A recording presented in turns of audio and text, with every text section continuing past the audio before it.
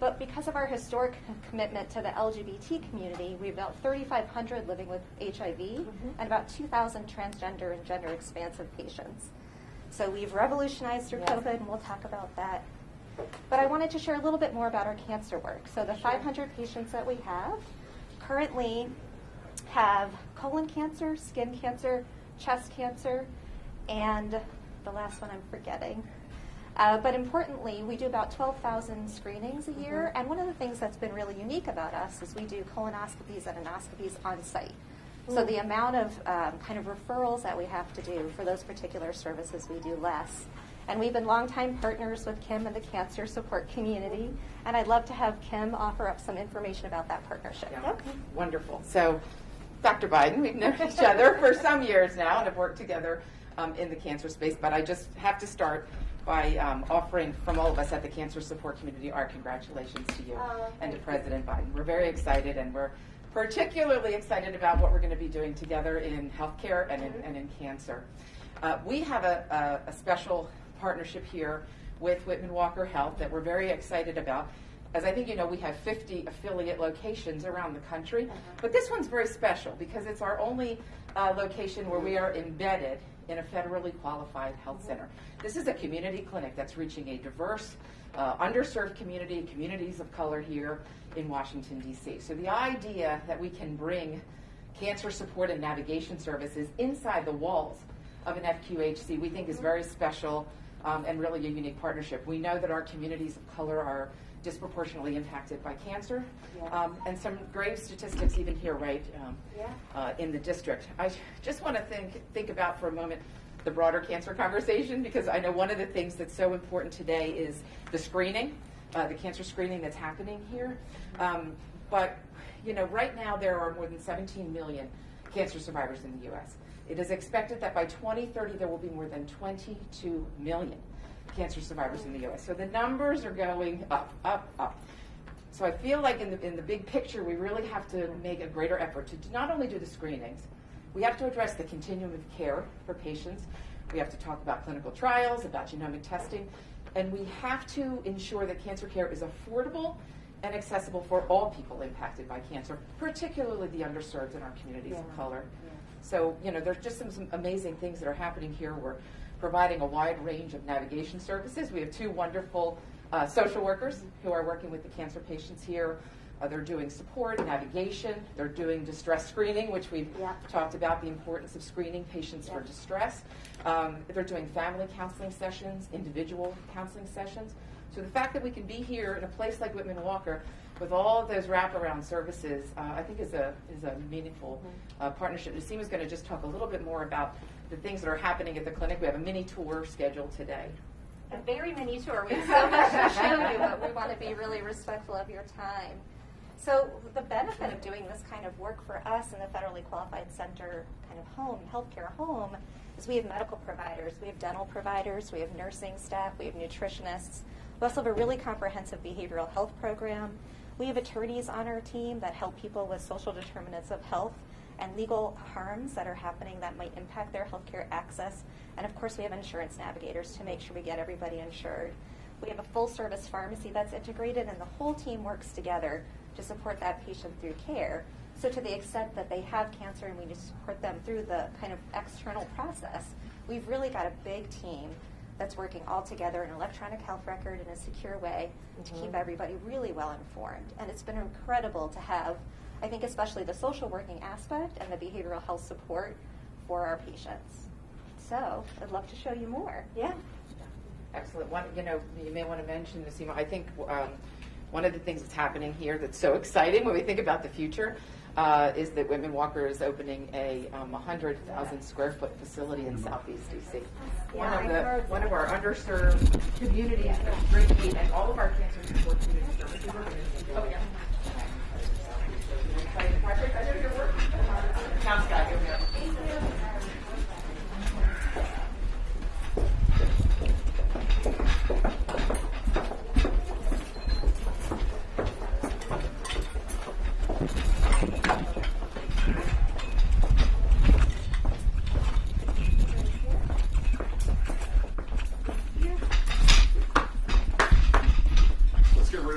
coil and go straight from the boom to the blue. Get rid of that coil. Okay. What's And happening? let's use the blue cable. Right to the bone? Yeah, straight into the camera. I'm gonna go under you, okay?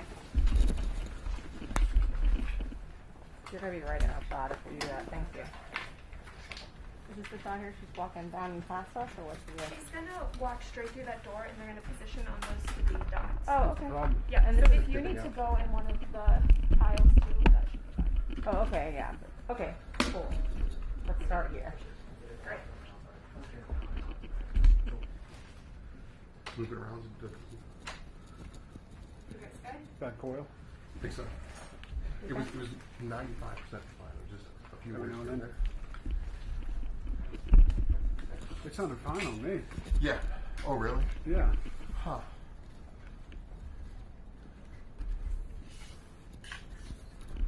I'm just going to sit on top of this box until it's go time.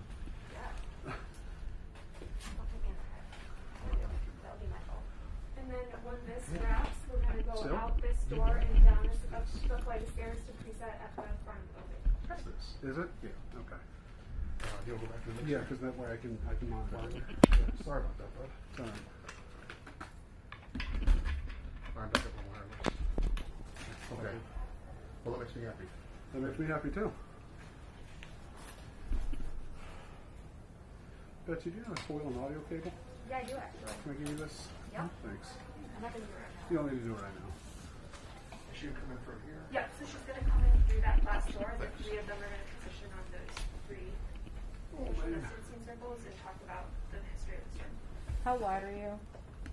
Me? For Dolpho? Right now? Yeah. Not wide. Like if I cut in under his boom, am I in your I think way? it should be good. Okay. I mean, I'm gonna start here. especially I'm when gonna they start here. Yeah. It depends where she ends up. She'll be at that top dot. The orange one? Yes. The center? Yeah. Okay. That's really convenient, actually, for us. Yeah. Of course, she can stand right there. I know, right? Exactly. Yeah.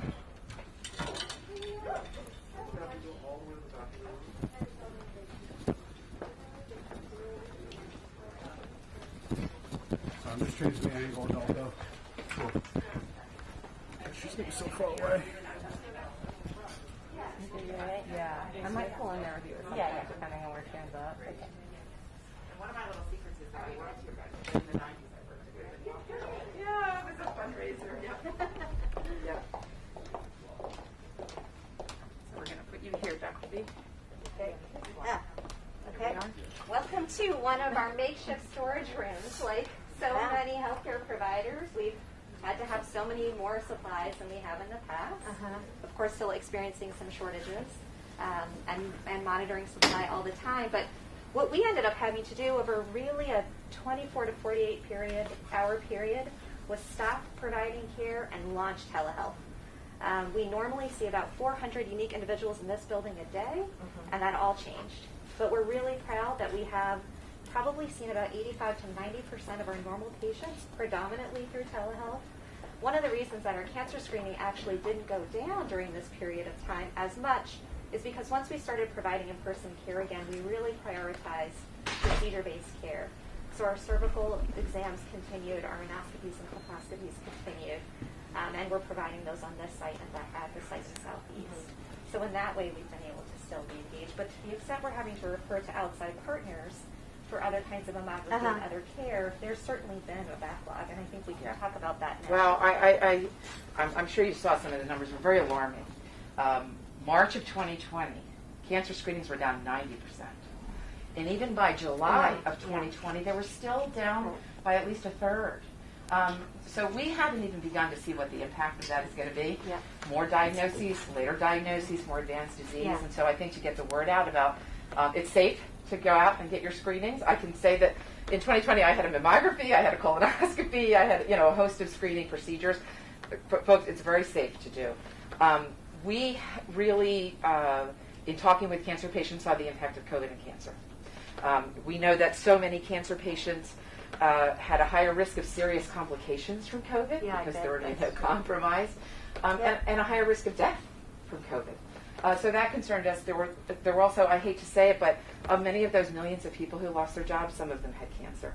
And so our helpline at Cancer Support Community, we had over 40,000 calls last year to the helpline, very emotional calls. I lost my job. I'm going to lose my health insurance. I can't afford COBRA. I know healthcare is an issue that you're very passionate about. So I think it needs to be a priority. We need to hear these stories from patients to understand that. So how are you going to get the word out to the community to come back?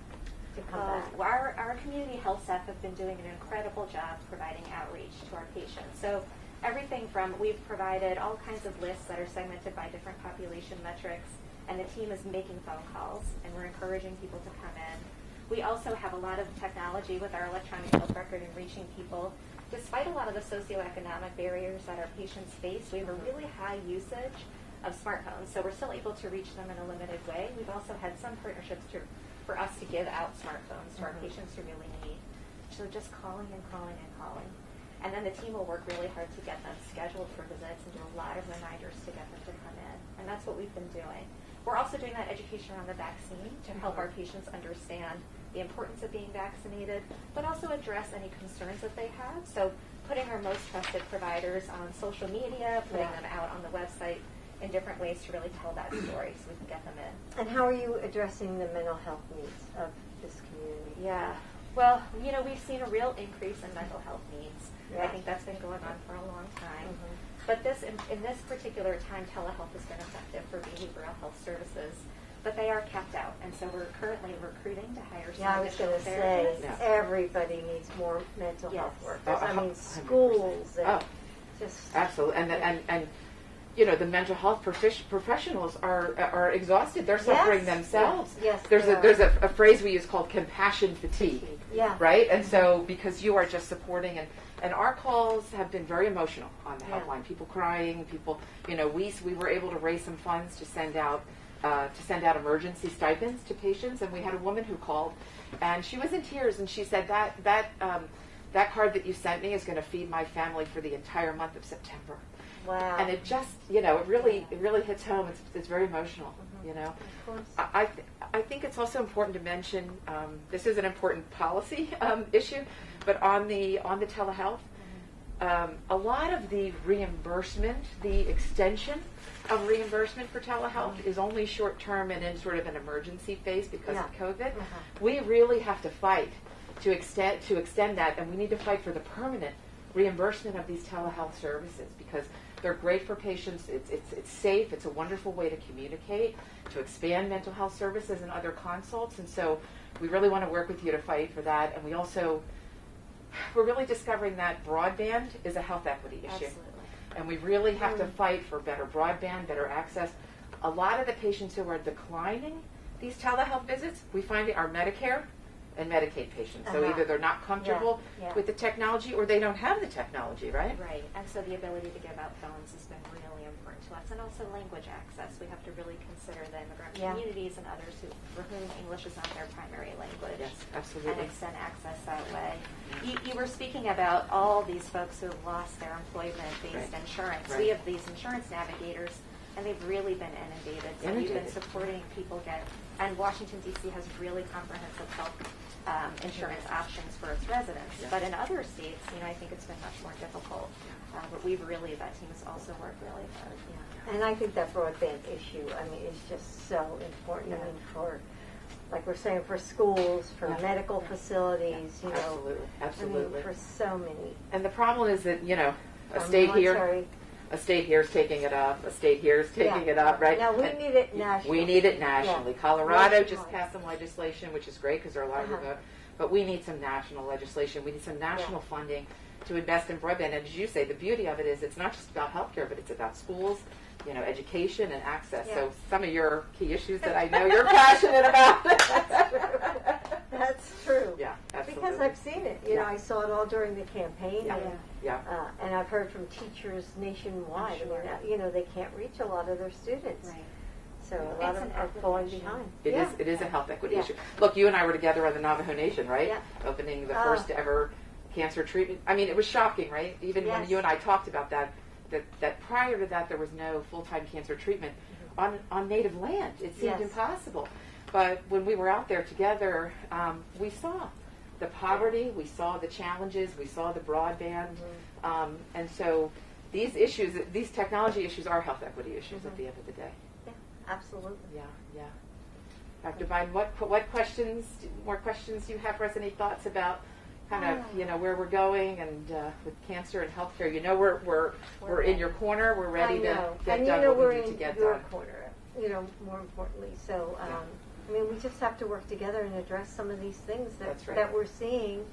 And, the first thing we have to do is address this pandemic. 100%. And get everybody vaccinated. Back to work. And back to work, Yeah, and back to their school, Yeah. back to, and get things back to the new normal. The new normal. Absolutely. Yes. Okay, yeah. And And that's, so it's going to be critical, I think, during this time period. And Joe's working on this, as he announced yesterday Yes. and last week. I mean, the pandemic Yeah. is his number one priority It has at to be. this moment. And if we can just come together as a nation and say, okay, maybe I don't believe in wearing a mask, but I'm going to wear it for my neighbor who is a cancer survivor and, That's right. is immune compromised. Yep. And so, Or for the grocery worker who doesn't have the luxury of working Yes. at home, Yeah. and has to be there to keep their job. that's right. So- And the support of the federal government and the vaccinations just critical. We have, Yeah. we've Yeah. got patients who are in Maryland and Virginia as well, and we have a team that's been making phone calls to understand all of the different enrollment options. It's not just 50 states, it's all these counties as well. So we're really so excited to have support from the federal government to help us get through this important phase of the pandemic.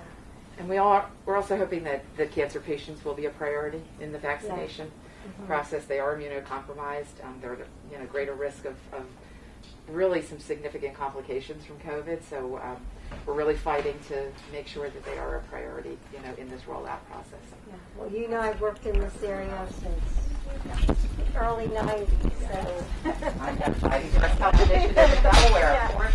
Yeah. Of course. Yeah, wonderful. Thanks, guys. Only one point.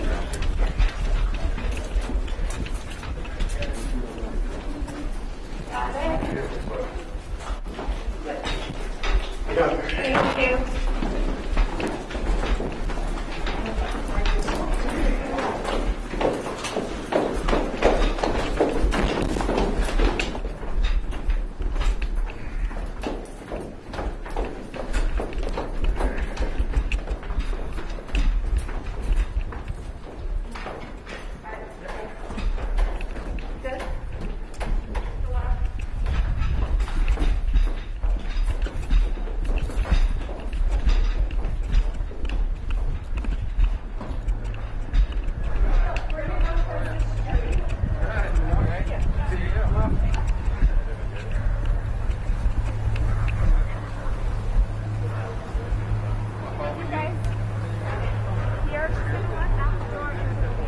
Over here? Can I be right here? This one?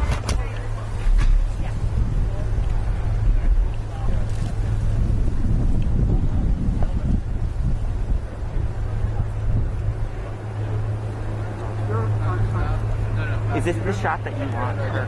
We better see it coming out. Assuming those guys are We're gonna push back.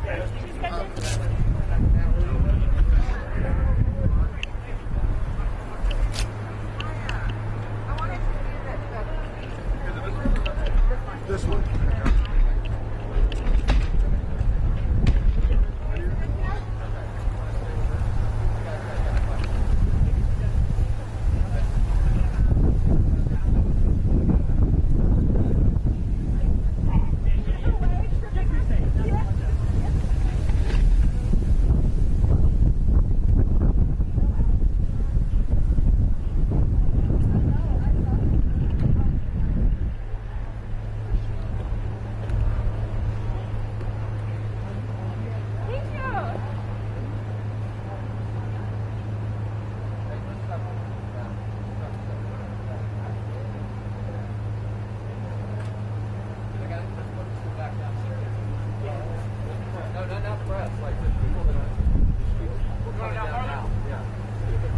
It is this one, though, right? Not that one?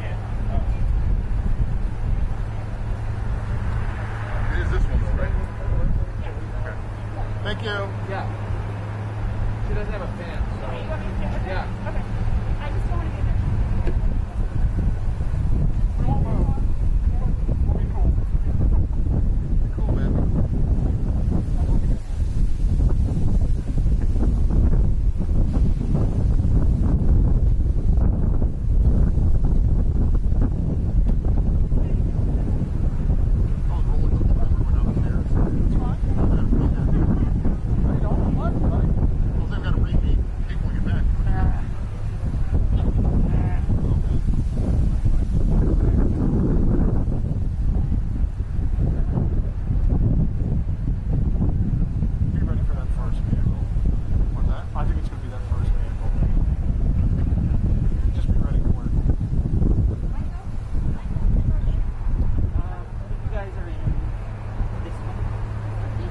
the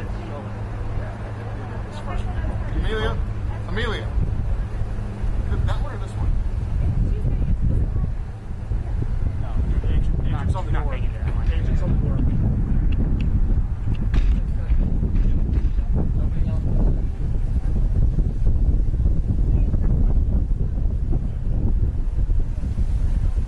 You get on this side of the tree. You go right here. Yeah, you guys can come up. This vehicle here.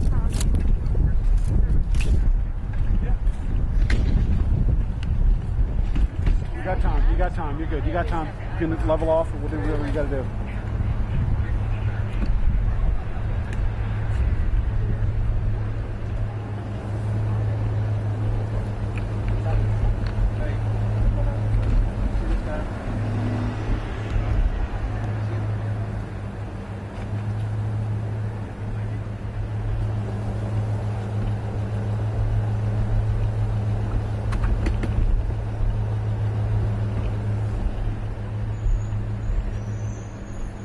Scott? Thank you.